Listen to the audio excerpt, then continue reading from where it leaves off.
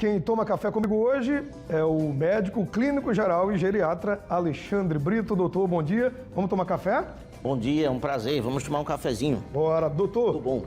Obesidade é um problema sério, seja na criança, no adolescente, no adulto, no idoso, nem se fala, né? A gente vê muito e ouve falar que vem um combo lá, né? Com obesidade, pressão alta, diabetes, isso é o que mais aparece. Mas tem muito mais problemas e também de gravidade igual ou ainda pior. Bom dia, bem-vindo. Bom dia mais uma vez, obrigado pela oportunidade. E ao envelhecer obesa é um grande problema, porque a obesidade, com o passar dos anos, ela vai agravar patologias já existentes ou causar diretamente patologias que podem trazer complicações na qualidade de vida, morbidade e mortalidade, inclusive. Por exemplo, doutor? O envelhecer obeso, por exemplo, piora, agrava muito os problemas articulares.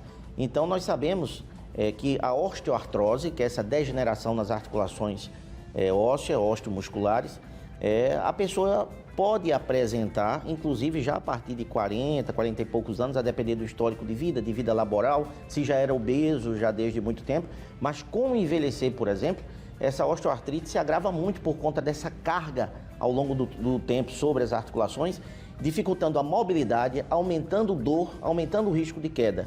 E dois outros aspectos que eu queria chamar a atenção, que precisa ser falado também, são problemas respiratórios, que aumenta muito no paciente idoso obeso, e a incontinência urinária. Então, são exemplos de situações que a gente precisa falar também mais, né? Porque já sabemos que a obesidade tem relação direta com diabetes, né? Hipertensão, AVC, derrames, infartos, etc. Mas existem esses outros problemas que são associados à obesidade, principalmente durante o processo de envelhecimento. Doutor, quando a gente observa uma pessoa idosa, obesa, ou não tão idosa, mais obesa, a gente percebe a dificuldade no respirar. É uma respiração mais forte, ofegante em muitos casos, né? Por que isso acontece? É muita gordura para pouco pulmão, é muita gordura para pouco coração e bombear aquele sangue para todo o corpo? Isso tudo e faz parte, pode estar acontecendo ali, muito frequentemente acontece, a síndrome da hipopneia, né, da hipoventilação, relacionada à obesidade. Então, além da síndrome da apneia do sono, né, durante o dia, esses pacientes obesos idosos mais frequentemente apresentam, uma hipoventilação, onde há um aumento na concentração de gás carbônico no sangue, né? Então, isso traz uma série de riscos cardiovasculares que você falou. Então, o paciente pode estar apresentando isso. Aí vem sonolência, né, essa dificuldade respiratória, e isso está muito relacionado à obesidade. É mais um problema, né? O idoso obeso, ele dorme com maior dificuldade do que um idoso que está lá dentro dos padrões de peso? Em geral, sim, né?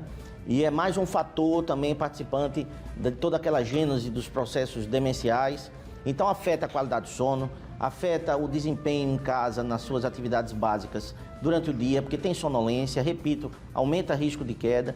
Então a obesidade precisa ser combatida desde cedo, né? Desde a adolescência, da pré-adolescência, que o índice de obesidade nessa faixa etária tem aumentado muito. E apesar da gente ter como referência, ainda existir no mundo todo como referência para se diagnosticar a obesidade, o IMC, o índice de massa corporal, mas o paciente pode ter um IMC de não obeso, né, um valor mais baixo de IMC, entretanto tem aquela distribuição de gordura troncular, visceral. É obesidade. A obesidade é doença e precisa ser tratada com remédio. Então é preciso abordar com mais frequência e tratar esses pacientes com medicamento, e lembrar que cirurgia bariátrica também pode ser feita nos pacientes dito oficialmente idosos a partir de 60 anos. Seria a minha próxima pergunta. A gente vê muito jovem, né? Muitos homens e mulheres jovens na história da cirurgia bariátrica, 25, 30, 40 anos. E vê pouco falar da cirurgia bariátrica para a pessoa idosa. 50, 60, 65 no máximo. Ela pode ser feita? Pode ser feita, tem indicação, tem protocolo, e digo isso com muito orgulho. Nós temos consenso de obesidade no Brasil. Então, é um país que tem um consenso científico, um guideline nosso, né, já não é de hoje, sobre obesidade. Então, deixo aqui também um alerta: não se justifica começar um tratamento de obesidade com toda uma linha e um conceito puramente naturalista. A obesidade é síndrome, é doença, precisa ter remédio, tá? E aí, muitas vezes, com terapias que não são oficialmente aprovadas, só se faz atrasar o processo, né? E deixar emergir complicações da obesidade. Então, procura um especialista, o principal deles é o endocrinologista, tá? Procura o especialista. Depois tem, obviamente, toda uma equipe que precisa ser acompanhada, um educador físico, nutricionista, tudo bem. Mas obesidade é uma síndrome complexa, seríssima, tá? Uma das maiores endemias do mundo e precisa ser tratado seriamente com um profissional, vamos dizer assim, sério, um especialista. E eu aqui, como geriatra, estou dizendo, procurem um endocrinologista. E se é idoso ou pré-idoso, obviamente a gente vai acompanhando junto com esse paciente. Doutor, quando você fala esses tratamentos que não dão em nada, são aqueles remédios que você toma, perde 10 quilos e no efeito sanfona você volta não com os 10, mas com 12 ou 15 e passa às vezes ao longo da vida nesse vai e vem, perde peso, ganha peso. 50, 60 anos, que já dá aquela diminuída no metabolismo, o corpo já trabalha em outra velocidade, em outro ritmo, aí o negócio pode desandar de vez. Pois é, muitas vezes nem remédios são, né? Porque, eu repito, nós temos consenso, nós temos protocolo, temos medicações aprovadas para tratar a obesidade, né? Então não há necessidade, não se justifica determinadas terapias que são criadas, inclusive, aí, né? É uma área que tem muita pseudociência, muita falsa ciência, tradicionalmente, histórico isso, né? Então, eu estou aqui dando um alerta no sentido de utilidade pública, porque está chegando a um limite que assusta a gente, angustia a gente. A gente vê no consultório pacientes que já vêm com determinadas terapias que não são oficiais para perder peso, né?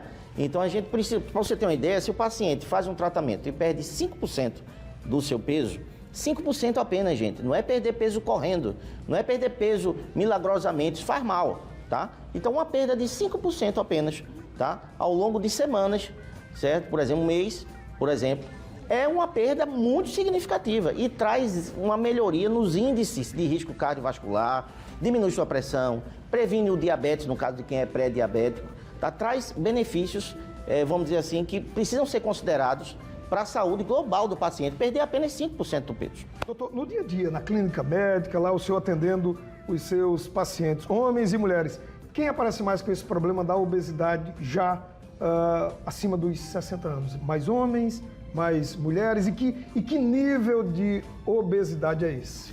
Após a menopausa, esse índice aumenta muito no sexo feminino. E o interessante é que a gente vê nos pacientes, nos adultos maduros, né? Uma autodeclaração, que está obeso, que está precisando tratar, etc. Mas a partir dos 50, 60 anos, o paciente vem com obesidade, mas nas queixas principais dele, ele não aborda que é obeso. E, na verdade, a obesidade está por trás, é a base de um monte de patologias que esse paciente tem e que não está tomando remédio para a obesidade. Está tomando remédio para a hipertensão, para o diabetes, etc., para a depressão, para a ansiedade, mas não está tendo uma abordagem técnica, profissional, terapêutica, diagnóstica da obesidade e ela está presente. Doutor, fechando a nossa pausa do café de hoje, se o senhor pudesse dar uma recomendação para o idoso que nos assiste, para o filho do idoso, para o neto do idoso que nos assiste, qual seria a recomendação? Não se frustrem se por acaso começar o tratamento aprovado, o tratamento oficial para a obesidade e começar a surgir aquele ganho de peso novamente, aquele efeito sanfona, porque a regra biológica, gente, é ganhar peso. Então, nós, naturalmente, ao passo que vamos vivendo, a gente ganha peso. Então, os mecanismos orgânicos para recuperar o peso perdido, eles são muito mais intensos do que aquelas adaptações para perder peso. Então, você vai tender a ganhar peso. Isso não é frustrante. Tente, recomece, faça, porque o tempo que você fica na sua vida com menos peso, isso conta a seu favor, tá? É uma poupança de saúde. Então, vale a pena sempre tentar e não se frustrar se começar a ganhar de novo. E nessa poupança, menos é mais, né? Você com menos peso, você vai ter uma pressão menor, você com menos peso, a glicose diminui, né? O risco de diabetes, de AVC também diminui e outros problemas também. Exatamente. Doutor, muito obrigado. Vem a semana que vem tomar mais esse café especial com a gente. Tá? Será um prazer, espero sempre ser útil. Até mais, um abraço.